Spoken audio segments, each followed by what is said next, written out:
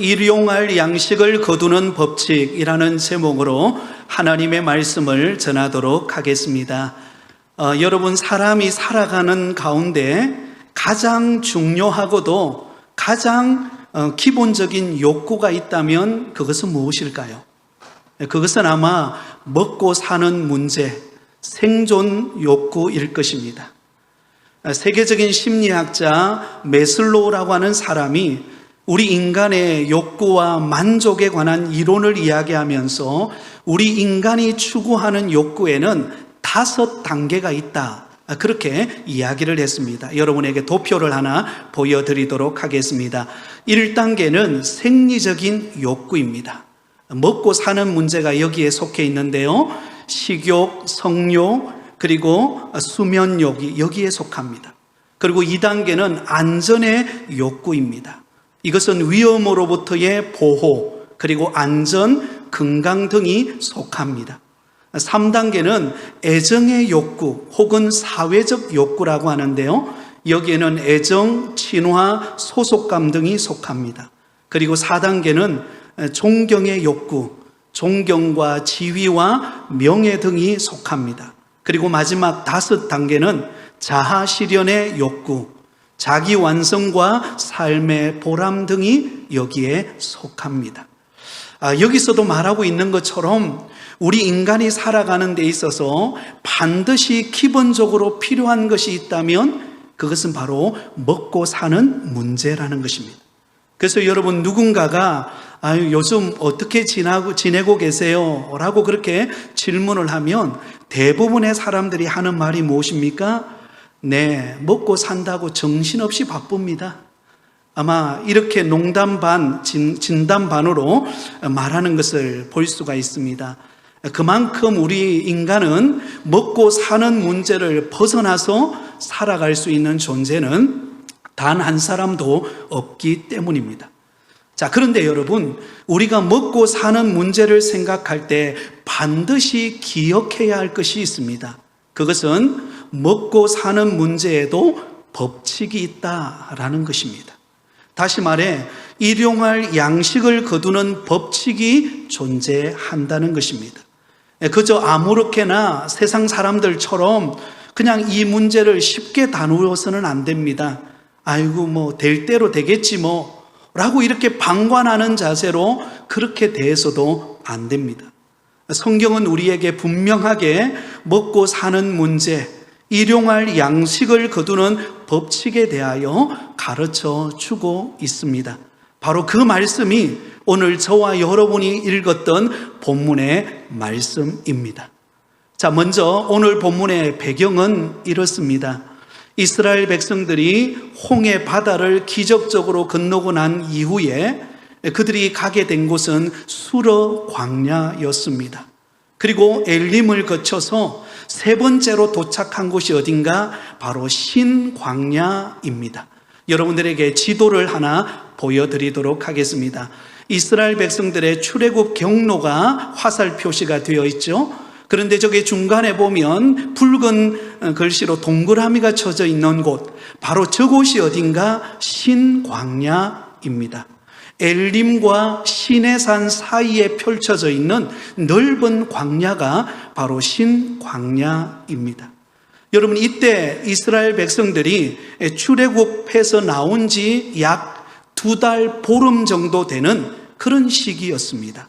그런데 여러분, 이스라엘 백성들이 신광야에 이르게 되었을 때 문제가 하나 발생합니다. 그 문제가 무엇인가 하면 애굽 땅에서 가져 나왔던 양식이 다 떨어져 버린 것입니다. 이제 더 이상 그들이 먹고 살 수 있는 양식이 없는 거예요. 당장 먹고 살아야 하는 생존 문제가 그들 앞에 닥쳐온 것입니다. 이것은 여러분, 보통 난감한 일이 아닙니다. 왜냐하면요, 이 먹고 사는 이 음식의 문제는요, 사느냐 죽느냐를 결정하는 생존의 문제이기 때문입니다. 그것도 여러분, 뭐 한두 사람도 아니고 무려 200만 명이나 넘는 그 많은 이스라엘 백성들의 먹을 것을 해결해야 하는 이 절박한 환경 속에서 여러분, 그들이 그 문제를 맞닥뜨렸다라고 하는 것은 굉장히 심각한 문제가 그들에게 찾아왔다라는 것을 알 수가 있습니다. 그리고 그들이 온 이 신광야는 양식을 구할 수 있는 그런 곳이 아닙니다. 메마른 사막과 같은 그런 광야였습니다. 그런 상황 속에서 이스라엘 백성들이 먹을 것이 다 떨어져 버렸을 때 여러분, 이스라엘 백성들이 보인 반응이 무엇입니까? 그들은 또 원망하기 시작합니다. 출애굽기 16장 2절과 3절에 보면 이렇게 기록되어 있습니다. 이스라엘 자손 온 회중이 그 광야에서 모세와 아론을 원망하여 이스라엘 자손이 그들에게 이르되 우리가 애굽 땅에서 고기 까마 곁에 앉아 있던 때와 떡을 배불리 먹던 때에 여호와의 손에 죽었더라면 좋았을 것을 너희가 이 광야로 우리를 인도해내어 이 온 회중이 추려 죽게 하는도다. 여러분, 이스라엘 백성들은 원망하면서 이렇게 말하는 것입니다. 아니, 왜 우리를 이곳까지 데려와서 애굽에서 고기 까마 곁에서 배불리 먹게 그냥 그곳에서 죽게 내버려 두지, 우리를 이곳에까지 데려와서 이곳에서 굶어 죽게 하려느냐. 그리고는 모세를 원망하기 시작합니다. 사랑하는 성도 여러분, 참 습관이 무섭죠? 이스라엘 백성들의 습관은 조금만 어려움이 닥쳐오면 어때요? 원망하는 거예요. 여러분, 지금까지 이스라엘 백성들이 출애굽하여 걸어오는 여정을 한번 생각해 보세요. 어렵고 힘들 때마다 하나님께서 그들에게 홍해를 갈라주시고 먹을 것을 낮에는 구름 기둥으로 밤에는 불 기둥으로 이스라엘 백성들을 이끄시고 마라의 썬물을 단물로 바꾸어 주셔서 하나님께서 이스라엘 백성들을 먹이시지 않으셨습니까? 그렇다면 지금 이러한 절박한 상황 속에서 이스라엘 백성들이 보여야 하는 반응은 하나님의 선하신 뜻이 있겠지, 하나님이 어떻게 역사하실지 우리가 믿음으로 하나님께 소망을 두자. 여러분, 이렇게 했다면 얼마나 좋겠어요? 그런데 이스라엘 백성들은 모세를 원망하기 시작합니다. 애굽의 고기 까마 곁에 있어서 그곳에서 죽게 내버려 두지 왜 우리를 이곳에 데려와서 이곳에서 굶어 죽이려고 하느냐. 사랑하는 성도 여러분, 오늘 예배드리는 우리 부곡교에 속한 모든 성도들은 원망을 버리고 하나님이 행하실 일들을 기대하는 믿음의 성도들이 되시기를 예수님의 이름으로 축원드립니다. 자, 이스라엘 백성들의 이러한 원망의 소리를 들으신 하나님께서 모세에게 이렇게 말씀하십니다. 출애굽기 16장 4절 5절 우리 같이 읽습니다. 그때에 여호와께서 모세에게 이르시되 보라, 내가 너희를 위하여 하늘에서 양식을 비같이 내리리니 백성이 나가서 일용할 것을 날마다 거둘 것이라. 이같이 하여 그들이 내 율법을 준행하나 아니하나 내가 시험하리라. 할렐루야. 여러분, 원망하고 있는 이스라엘 백성들, 이제는 우리가 이곳에서 죽게 되었다라고 원망하고 있는 이스라엘 백성들에게 하나님께서 모세를 통해서 무엇이라고 말씀합니까? 내가 하늘에서 양식을 비같이 내려서 이스라엘 백성들을 먹이시겠다, 그렇게 말씀하고 계십니다. 그리고 그 말씀대로 실제로 하나님께서는 이스라엘 백성들에게 일용할 양식을 공급합니다. 저녁에는 메추라기가 날아와서 그 진 앞에 덮일 뿐만 아니라 아침에는 만나가 진 주위에 내려서 양식을 공급받는 은혜를 경험하게 됩니다. 여러분, 이러한 일용할 양식이 얼마 동안 여러분 공급이 되었을까요? 출애굽기 16장 35절에 보면 이렇게 기록되어 있습니다. 사람이 사는 땅에 이르기까지 이스라엘 자손이 40년 동안 만나를 먹었으니 곧 가나안 땅 접경에 이르기까지 그들이 만나를 먹었더라. 여러분, 이스라엘 백성들이 몇 년 동안 만나를 먹게 되었다고요? 40년 동안. 광야, 그 험하고 척박한 땅의 길을 걸어가는 광야 40년의 여정 속에 하나님께서 그들을 굶기지 아니하시고 일용할 양식 만나를 내려 그들을 먹이시는 은혜를 베푸셨다라고 하는 것입니다. 사랑하는 성도 여러분, 이와 마찬가지로 우리 하나님께서는 우리의 형편을 아시는 하나님께서 때를 따라 돕는 은혜를 베푸사 우리의 일용할 양식을 공급하시는 하나님이심을 믿으시기를 바랍니다. 여러분, 아무리 힘들고 어려워도요, 하나님이 나의 일용할 양식을 공급하시는 분이시다. 그 믿음이 변치 않기를 바랍니다.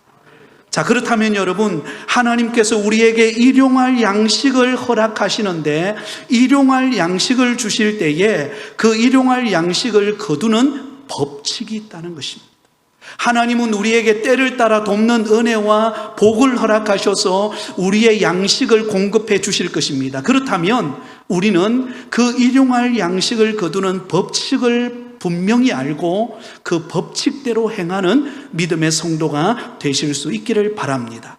자, 일용할 양식을 거두는 법칙 3가지를 여러분에게 알려드리겠습니다. 그 첫 번째 원리는 각 사람의 필요한 식량대로 거두라는 것입니다. 한번 따라하겠습니다. 각 사람의 필요한 식량대로 거두라. 오늘 본문 16절은 이렇게 기록되어 있습니다. 여호와께서 이같이 명령하시기를 너희 각 사람은 먹을 만큼만 이것을 거둘지니 곧 너희 사람 수요대로 한 사람의 한 호멜씩 거두되 각 사람이 그의 장막에 있는 자들을 위하여 거둘지니라 하셨느니라. 자, 여러분 여기 보시면은요, 너희 각 사람은 먹을 만큼 그 양식 만나를 거두라, 그렇게 말씀합니다. 만나를 거두는 원칙이 무엇입니까?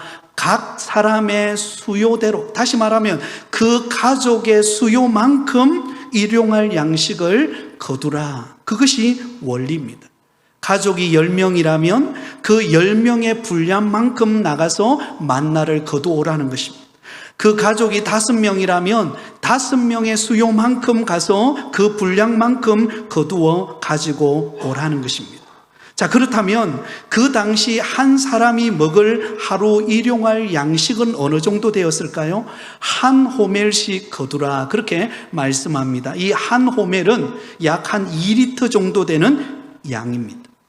이스라엘 백성들은 그 모세의 말을 듣고 그들이 나가서 한 호멜씩 그 만나를 거두옵니다. 어떤 사람은 좀 많이 거두오기도 하고 어떤 사람은 좀 적게 거두오기도 했습니다. 그런데 참 이상한 것은 많이 거두어왔던 적게 거두어왔던 모자람이 없도록 각 사람이 먹을 만큼의 일용할 양식을 하나님께서 그들에게 공급해 주셨다라는 것입니다. 자, 그런데 문제는 여기에 있습니다. 이스라엘 백성들 가운데 모세의 말을 잘 듣지 않고 여러분 지나치게 욕심을 부리는 사람들이 있었다는 것입니다. 여러분, 이들은 나가서 하나님께서 이스라엘 백성들에게 나가서 만나를 거두오되 각 사람의 수요만큼 한 호멜씩 거두오라고 명령했습니다. 그리고는 한 가지 더 부탁을 하죠. 그 거두어진 만나를 그날에 다 먹고 다음 날 아침까지 남겨두라 그랬나요? 남겨두지 말라 그랬나요? 남겨두지 말라라고 명령합니다. 그런데 무슨 일이 발생했을까요? 19절 20절 말씀을 우리 같이 읽습니다. 모세가 그들에게 이르기를 아무든지 아침까지 그것을 남겨두지 말라 하였으나 그들이 모세에게 순종하지 아니하고 들으는 아침까지 두었더니 벌레가 생기고 냄새가 난지라 모세가 그들에게 노하니라. 아멘. 여러분, 하나님께서 모세를 통하여 이스라엘 백성들에게 각 사람의 수요대로 가서 한 호멜씩 거두어와서 그것을 일용할 하루 양식으로 먹으라고 말씀했습니다. 만약에 그것을 다음 날 아침까지 남겨두면 그것은 벌레가 생기고 그곳에 냄새가 날 것이다, 그렇게 명령했습니다. 그런데 여러분, 그 명령을 제대로 듣지 않고 욕심이 생긴 사람들이 있었습니다. 아, 이것은 오늘만 먹지 말고 내일 아침에 남겨두었다가 내가 많이 먹어야지, 이런 생각에 욕심을 가진 사람들이 있었습니다. 그래서 진 안에다가 그것을 따로 이렇게 그릇에다가 담아서 남겨두었습니다. 그런데 그 다음날 아침이 되었습니다. 어떤 일이 벌어지죠? 그 만나가 벌레가 생기고 냄새가 나서 도저히 먹을 수 없는 그런 음식 쓰레기가 되어버리고 말았던 것입니다. 여러분, 우리가 음식을 먹고 나면요, 그 음식 쓰레기가 나오죠? 그 음식 쓰레기를 하루만 그대로 남겨두면 어떤 일이 벌어집니까? 그 다음 날에는요, 썩은 냄새가 나고 벌레가 생겨서 쿰쿰한 냄새가 나서 여러분 얼마나 힘듭니까? 그죠? 그와 같은 일이 벌어지게 되었다는 것입니다. 여러분, 이 사건을 통하여 하나님께서 이스라엘 백성들에게 가르치는 교훈은 무엇입니까? 욕심을 버리고 각 사람에게 필요한 양심만을 거두라는 것입니다. 욕심 낸다고 되는 것이 아니라는 것입니다. 여러분, 하나님께서 그날 육신의 생명을 위하여 필요한 만나를 이스라엘 백성들에게 먹여주셨습니다. 그렇다면 이스라엘 백성들이 할 일은 무엇입니까? 하나님을 신뢰하고 하루하루 나가서 그 양식을 거두어서 각 사람의 분량대로 음식을 만들어 먹으면 됩니다. 다시 말하면 살아 역사하시는 하나님께서 우리의 일용할 양식을 공급해 주실 것을 믿고, 또한 내일도 필요를 따라 채워주실 것을 믿고 욕심 부리지 않고 하나님 앞에 자족하며 감사하는 믿음의 삶을 살라는 것입니다. 사랑하는 여러분, 한번 생각해 보세요.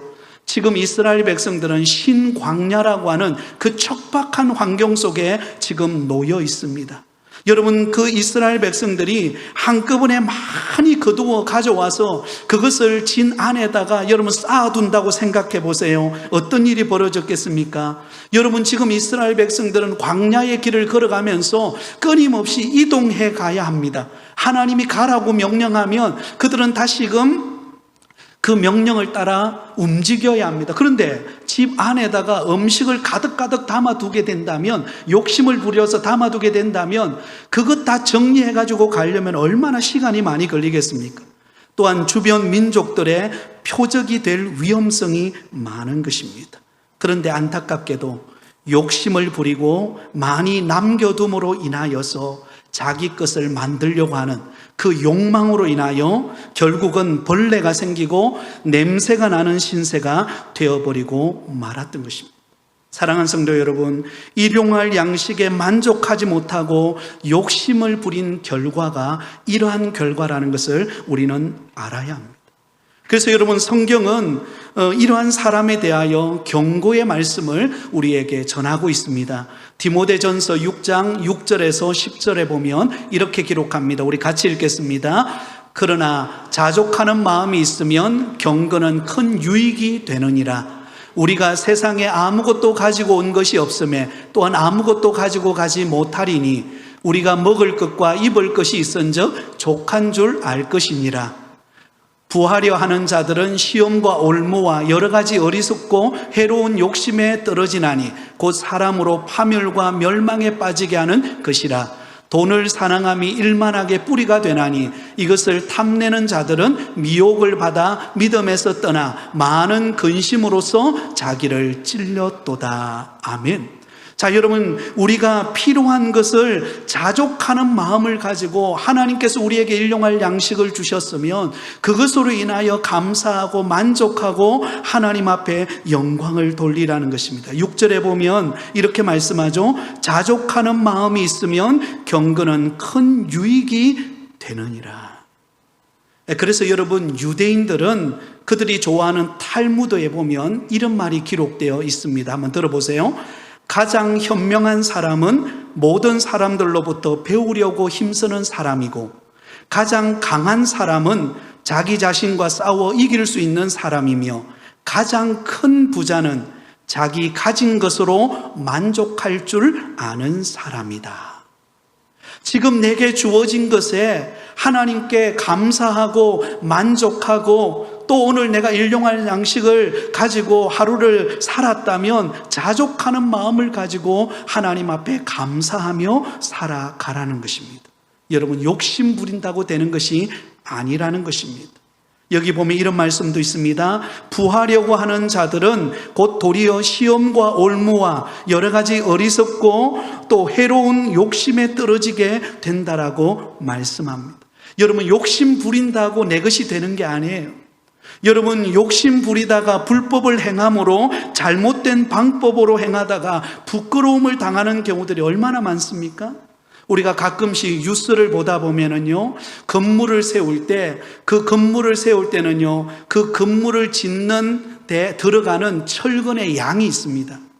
그 철근의 양이 이렇게 채워져야 그 건물이 흔들리지 않는 튼튼한 건물이 됩니다. 근데 우리가 가끔씩 뉴스를 보다 보면은요, 그 건물을 세울 때 들어가야 하는 그 철근의 양을 그대로 행하지 아니하고 자신의 이득을 취하기 위해서요, 그 일부를 여러분 자기 것으로 가로채 버리는 거예요.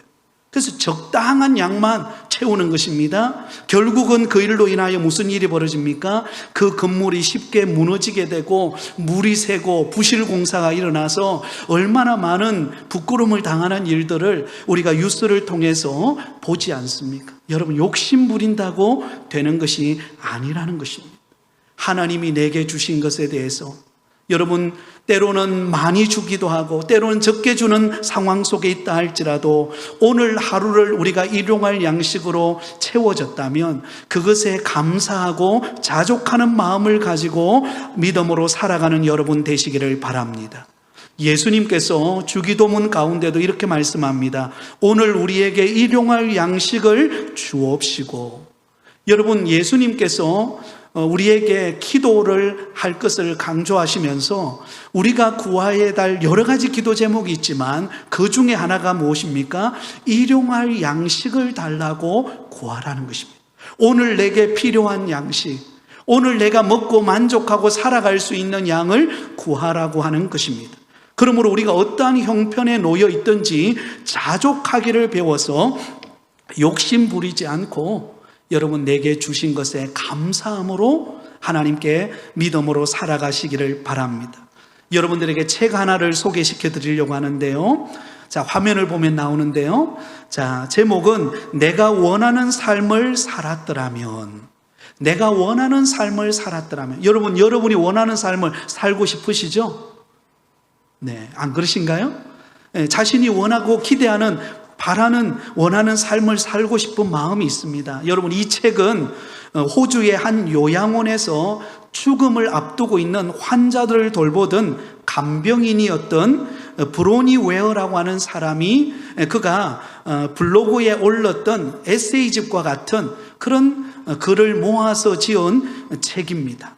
근데 이 책에 보면 죽을 때 가장 후회하는 5가지를 기록해 놓았어요. 여러분, 죽을 때 가장 후회하는 5가지가 있다고 합니다. 그 내용이 뭘까요? 여러분께 알려드리겠습니다.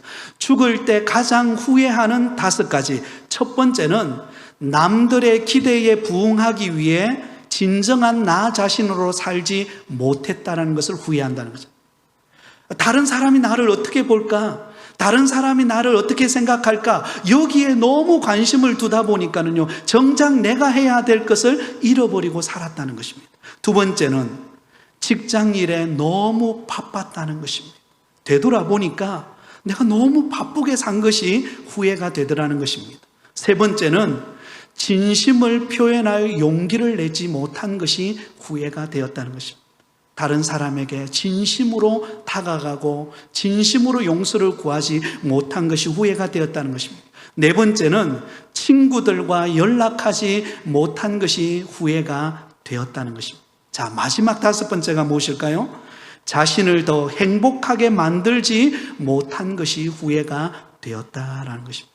너무 욕심부리고 너무 앞만 보고 달려가다 보니까는요, 내가 만족하지 못하고 기뻐하지 못하고 행복해하지 못하고 하루하루를 그냥 너무너무 힘든 상황 속에서 살아가고 있는 자신을 발견하게 되었다는 것입니다. 사랑하는 성도 여러분, 이 5가지 중에 저와 여러분이 후회하고 있는 것은 없습니까? 우리 자신을 한번 되돌아보면 좋을 것 같습니다. 여러분, 우리의 인생은 욕심낸다고 되는 게 아니에요.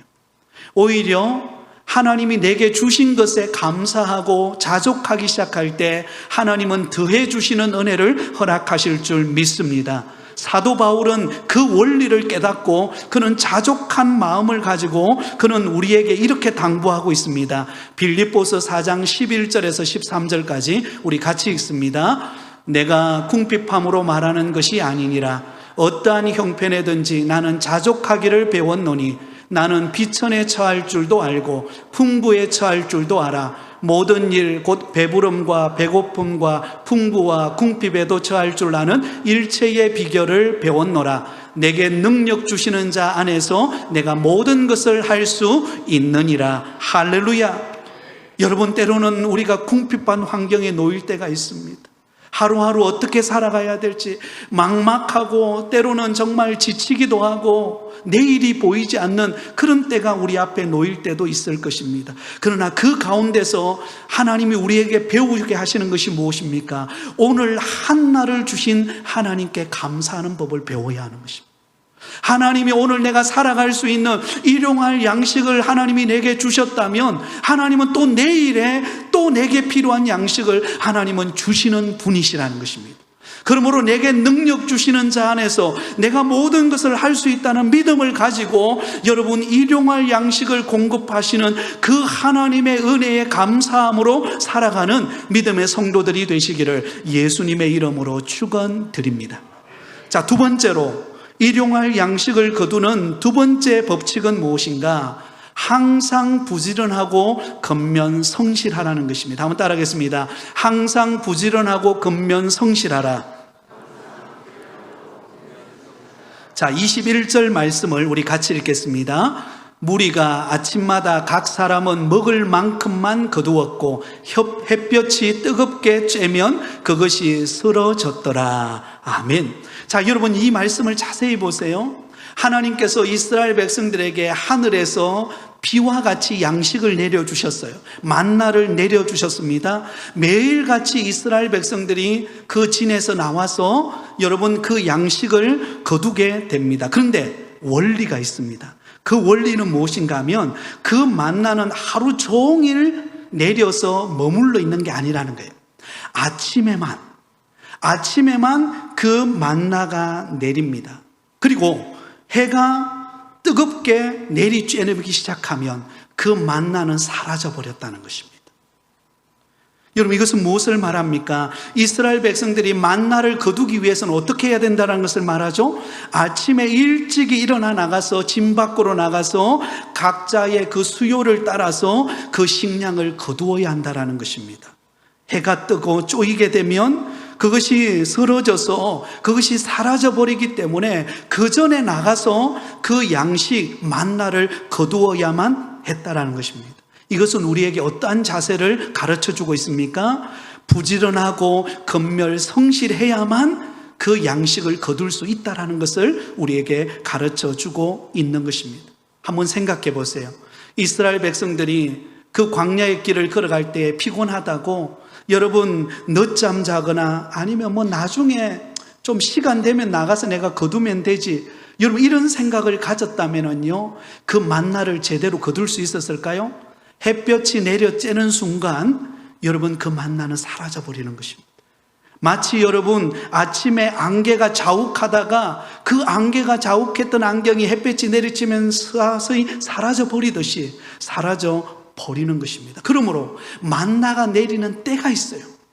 아침에 만나가 내리는 바로 그때에 나가서 여러분 부지런히 근면하고 성실함으로 매일매일 나가서 그 양식을 거두어야만이 그것이 우리 가족을 먹을 수 있는 하루의 일용할 양식이 될 수 있었다는 것입니다. 그러나 조금만 게으르고 나태해버렸다면 그것은 나의 것이 되지 못한다는 것입니다. 성경은 게으름에 대해서 아주 강력하게 경고하고 있습니다. 잠언 10장 4절과 5절에 이렇게 기록되어 있습니다. 손을 게으르게 놀리는 자는 가난하게 되고 손이 부지런한 자는 부하게 되느니라. 여름에 거두는 자는 지혜로운 아들이나 추수 때에 자는 자는 부끄러움을 끼치는 아들이니라. 잠언 20장 4절에 이렇게 기록되어 있습니다. 같이 읽습니다. 게으른 자는 가을에 밭 갈지 아니하나니 그러므로 거둘 때에는 구걸할지라도 얻지 못하리라. 잠언 20장 13절에 이렇게 기록되어 있습니다. 같이 읽습니다. 너는 잠자기를 좋아하지 말라. 내가 빈궁하게 될까 두려우니라. 내 눈을 떠라. 그리하면 양식이 족하리라. 아멘. 무엇을 말하고 있습니까? 게으르고 나태하고 하나님이 알아서 주시겠지, 그렇게 방관하고 주저앉아 있는다고 일용할 양식이 나에게 채워지는 것이 아니라는 것입니다. 어떻게 해야 됩니까? 일용할 양식을 얻기 위하여 부지런하고도 건면하고 성실하게 자기에게 주어진 역할을 감당하라는 것입니다. 여러분, 우리는 무엇이든지 거둘 수 있을 때와 시기가 있음을 알아야 합니다. 여러분, 농사를 지어보면요 아시겠지만, 농사를 지을 때는 씨를 뿌릴 때가 있습니다. 봄에 씨를 뿌리죠, 대부분. 그래서 봄에 씨를 뿌리고 대부분 가을에 수확을 거두게 됩니다. 근데 여러분, 봄에 씨를 뿌려 놓았다고 해서 그대로 내버려 두면 됩니까? 절대로 그대로 내버려 두면 안 됩니다. 농부는 매일같이 그 농가밭으로 나가서 부지런하고도 건면하고 성실하게 그 농가밭에 뿌려놓은 씨들이 어떻게 자라는지, 어떻게 성장해 가는지, 벌레는 없는지, 또 참새들이 날아와가지고 열매를 먹어버리지는 않는지 부지런히 살피고 돌아봐야만 가을에 풍성한 수확을 거둘 수가 있다는 것입니다. 제가 어릴 때, 저는 농부의 아들로 태어났기 때문에 잘 압니다. 어릴 때 보면은요, 농부가 봄에 모내기를 합니다. 그리고 모내기를 하고 가을에 수확하기 위해서는요, 매일 아침마다 일찍 일어나서 그 논에 나갑니다. 그러면 요즘처럼 이렇게 무더위가 시작이 되면 이제 논이 바짝 마릅니다. 논이 바짝 마르면 이렇게 논이 갈라져요. 그럴 때 어떻게 합니까? 그러면은 그 옆에 흐르는 그런 시냇가에 있는 냇물을, 그 농기를 내어가지고 그 물을 그 벼들이 자라는 그곳으로 들어가게, 논에 들어가게 만듭니다. 그리고 여러분, 여름이 되면은요, 이 잡초, 풀들이 얼마나 많이 자라는지 모릅니다. 벼만 자라는 게 아니라 벼 옆에 잡초들도 자라고 피라고 하는 이 벼 비슷한 게 막 자랍니다. 그러면 농부는 그 땡볕에 땀 흘리고 가서 그 피와 그 잡초들을 제거해 줍니다. 그런데 제가 어릴 때 궁금했던 게 있었어요. 어떤 논은 정말 그 농부가 열심을 다해서 그 피와 잡초들을 제거해서 벼들만 잘 자라서 여러분 그 벼들이 익어가는 논이 있는가 하면요, 어떤 논은요 벼 반 풀 반인 논이 있어요. 분명히 있습니다. 아마 여러분 기억이 나실 것입니다. 그런 경우는 어떤 경우인가? 여러분, 대부분이 두 가지의 경우예요. 하나는 모내기는 해놓았는데 그 다음에 돌보지 않은 논, 그리고 그 논의 주인이 도시분이에요. 그래서 모 심을 때 한번 와보고 그 다음에 언제 오는가? 수확할 때 오는 거예요. 도시분은 수확할 때 와요. 그렇게 되면은요, 벼가 자라도 풀반, 그 다음 벼 반이기 때문에요, 나중에 수확을 거두면 절반으로 떨어집니다. 그런데 끊임없이 수고하고 가서 논에 가서 땀 흘리고 수고하고 애쓰면은요, 나중에는 가을에는 풍성한 결실을 거두게 된다라는 것입니다. 사랑하는 성도 여러분, 이 원리는 일용할 양식을 구하는 우리 성도들의 원리도 똑같습니다. 수고하고 노력하면 하나님이 은혜 주시는 줄 믿습니다. 물론 우리가 때로는 손해볼 수도 있어요. 때로는 열심히 했는데 안 될 수도 있습니다. 그러나 우리 하나님은 땀 흘리고 부지런하고 수고하는 그 손길에 복을 주셔서 우리에게 일용할 양식과 기업에 복을 주시고 때를 따라 은혜를 베풀어 주시는 그런 필요들을 공급하시는 것을 볼 수가 있다는 것입니다. 그러므로 저와 여러분, 우리에게 주어진 사명이, 우리에게 주어진 일터가 어디일지라도 그곳에서 수고하고 땀 흘리고 최선을 다하여서 건멸성실함으로 열매를 거두는 믿음의 성도들이 되시기를 예수님의 이름으로 축원드립니다. 자, 마지막 세 번째, 일용할 양식을 거두는 세 번째 법칙은요, 주의를 거룩하게 지킴으로 안식하는 삶을 살라는 것입니다. 한번 따라하겠습니다. 주의를 거룩하게 지킴으로 안식의 삶을 살라. 자, 오늘 본문 22절에서 25절 말씀을 제가 읽어드리겠습니다. 여섯째 날에는 각 사람이 갑절의 식물 곧 하나에 2 오멜씩 거둔지라. 회중의 모든 지도자가 와서 모세에게 알림해 모세가 그들에게 이르되 여호와께서 이같이 말씀하셨느니라. 내일은 휴일이니 여호와께 거룩한 안식일이라. 너희가 구울 것은 굽고 삶은 것은 삶고 그 나머지는 다 너희를 위하여 아침까지 간수하라. 그들이 모세의 명령대로 아침까지 간수하였으나 냄새도 나지 아니하고 벌레도 생기지 아니한지라. 모세가 가로되 오늘은 그것을 먹으라. 오늘은 여호와께 안식일인즉 오늘은 너희가 들에서 그것을 얻지 못하리라. 자, 여러분, 이 장면을 보면 참 신기한 장면을 우리가 하나 발견할 수 있습니다. 그것은 무엇인가 하면요, 6일 동안은 매일같이 아침에 일어나서 가서 양식을 한 사람당 얼마씩 거두어야 돼요? 한 호멜씩, 2리터 양이 되는 한 호멜씩 거두어 와서 하루 일용할 양식을 먹어야 됩니다. 그리고 만약에 욕심을 부려서 그 음식을 그 다음 날까지 내버려 두었다면 어떤 일이 벌어져요? 그 음식은 반드시 냄새가 나고 썩는 결과를 가져왔어요. 그런데 신기하게도, 그런데 여러분, 안식일이 되기 바로 전날, 그날에는 어떻게 합니까? 6일째가 되는 날에 안식일을 위하여서 그날에는 나가서 얼마의 양을 거두어요? 2호멜을 거두라고 말합니다. 내일 안식일에 먹을 양까지 함께 거두어라는 것입니다. 2호멜씩 거두어 오라는 것입니다. 근데 신기한 것은요, 그 다음날 안식일 아침이 되었어요. 그 2호멜 거두온 그 양식, 안식일에 먹을 양식이 썩어서 냄새나서 없어졌을까요? 쓰레기가 되어버렸을까요? 아니면 그대로 있었을까요? 그대로 있었다는 거예요. 할렐루야. 여러분, 놀라운 일이에요.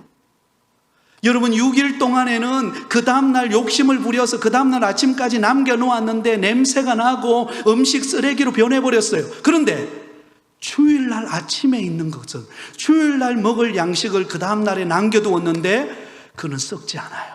그대로 있었다는 거예요. 이건 무엇을 말합니까? 하나님께서 안식일을 정하여서 그 안식일을 지킴으로 우리의 영혼이 안식의 삶을 누리는 원리를 가르쳐주고 있다라는 것입니다.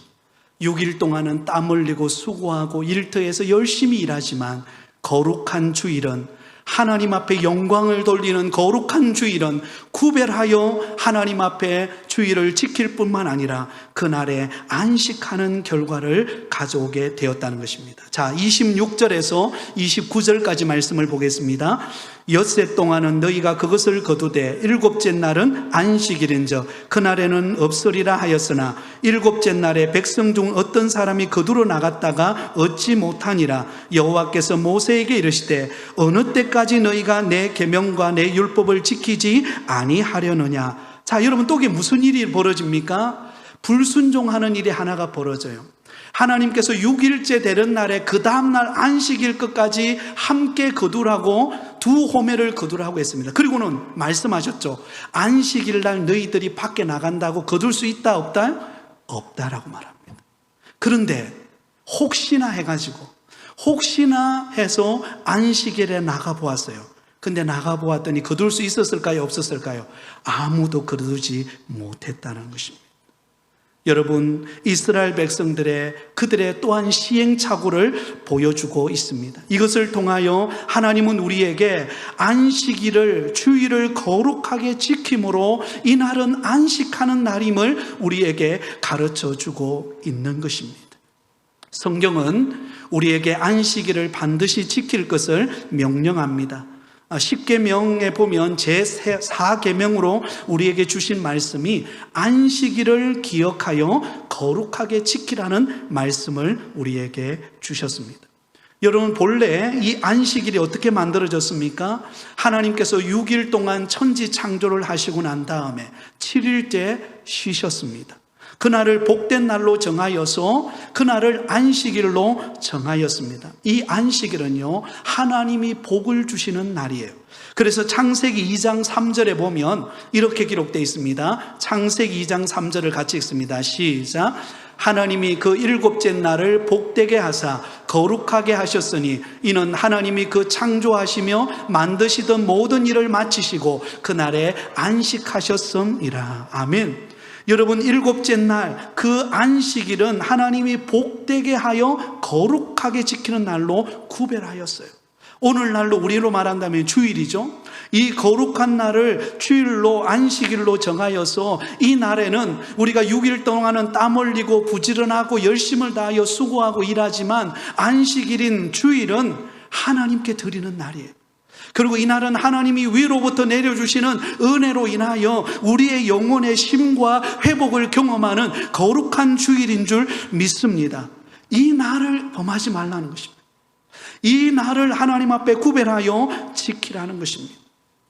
사실 여러분, 우리가 한 주간 세상에 살면서 일터에 나가서 땀 흘리고 수고하고 애쓰는 건 만만치 않습니다. 요즘처럼 이 불경기 시기에 여러분 사업을 경영하거나 아니면 일터에 나가서 내 일에 맡겨진 역할을 감당하는 거, 이거 쉽지 않잖아요. 최근에 우리가 교사들이 가운데 교사가 어려움을 당한 경우가 있었죠. 그죠? 그만큼 이 사회가 참 치열한 사회 속에서 한 주간 우리가 버티며 주어진 일을 감당하고 있습니다. 그렇다면 여러분 생각해 보세요. 한 주간 그렇게 애쓰고 수고하고 노력하고 열심을 다하는데 주일마저도 그렇게 한다면 어떤 일이 일어나겠습니까? 언제 쉬겠습니까? 언제 주님 안에서 안식할 날이 있겠습니까? 여러분, 주일은 주님이 기뻐하여 영광을 받으시는 날이기도 하지만 우리가 주님 안에서 안식하는 날이에요. 한번 따라하겠습니다. 주일은 주님 안에서 안식하는 날입니다. 그래서 하나님 앞에 나와서 하나님 앞에 예배 드림으로 하나님께 영광 돌릴 뿐만 아니라 하나님이 주시는 안식을 경험하는 날이 주일입니다. 그래서 여러분, 주일날 하나님이 주시는 그 은혜와 위로와 능력을 경험하여 새 힘을 얻어서 다시 세상으로 나가서 6일 동안 살아갈 때에 하나님이 주시는 은혜를 공급하지 않으시겠습니까? 그러면 여러분, 우리가 한 주간 세상에서 치열하게 살아갈 때 우리가 주일이 기다려지는 날이 되어야 합니다. 여러분 어떠세요? 주일이 기다려지는 날이세요? 아니면 아이고 주일이 왜 이리 빨리 오나?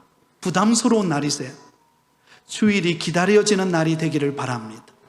여러분, 주일은 설레임의 날이 되기를 바랍니다. 아이스크림 먹을 때만 설레임을 먹는 게 아니라 여러분, 주일이 기다려지고 주일날 은혜 받고 새 힘을 얻어서 내가 한 주간 살아가는 힘을 공급받고 믿음으로 살아가는 날이 주일입니다. 이것이 일용할 양식을 얻는 법칙이에요. 이 날은 구별된 날입니다. 그러므로 구별된 날을 하나님 앞에 드려지고 하나님이 주시는 은혜와 회복과 위로와 안식을 경험함으로 세상 속에 다시 한 번 더 살아갈 수 있는 힘을 얻는 저와 여러분이 되실 수 있기를 바랍니다. 말씀을 맺으면서 사랑하는 여러분, 이 땅을 살아가는 모든 사람은 먹고 사는 문제를 고민합니다. 아마 이 자리에 앉아 계시는 여러분들도 지금 그것 때문에 고민할 것입니다. 저도 그래요. 우리 자녀들도 이제 어떤 직업을 선택해야 될지, 어떤 일을 해야 될지 고민하고 있습니다.